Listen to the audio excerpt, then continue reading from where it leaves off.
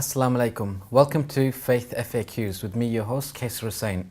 Today, inshallah, we'll be discussing the topic of worship. And to do that, we have our beloved Sheikh Naved Aziz. Assalamu alaikum, Sheikh. Wa alaikum assalam. How are you? Alhamdulillah, I'm doing well. Sheikh, could you start off by giving us a definition as to what worship is? Excellent.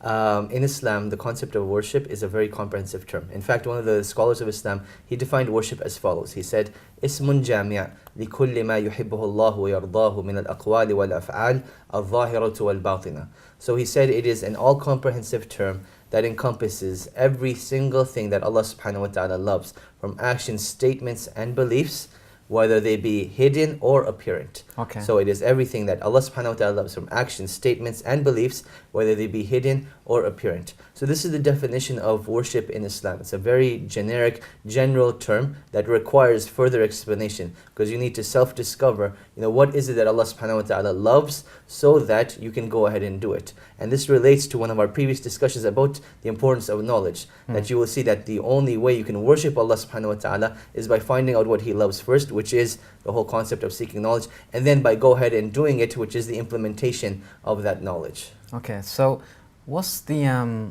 spiritual state of worship?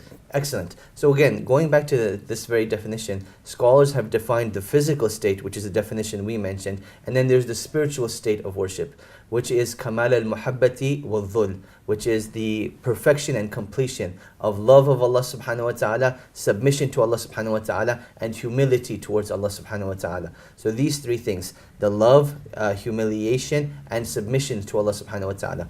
That is the physical state that a person needs to be in when worshipping Allah subhanahu wa ta'ala. And when we talk about love over here, it's not just a general type of love, like a love a person has towards their mother or towards their wives or towards their children. But this is a love of glorification and magnification. And this is why Allah subhanahu wa ta'ala mentions in the Quran, وَالَّذِينَ آمَنُوا أَشَدُّ حُبًّا لِلَّهِ, that the believers are of the strongest and utmost love for Allah subhanahu wa ta'ala. So this is a love of veneration, a love of magnification. That is the type of love that they have towards Allah subhanahu wa ta'ala. Ibadah that has no love in it is everywhere, that it has no focus to it. So that love of Allah subhanahu wa ta'ala definitely needs to be there. And likewise, to stay balanced between fear and hope is very important as well.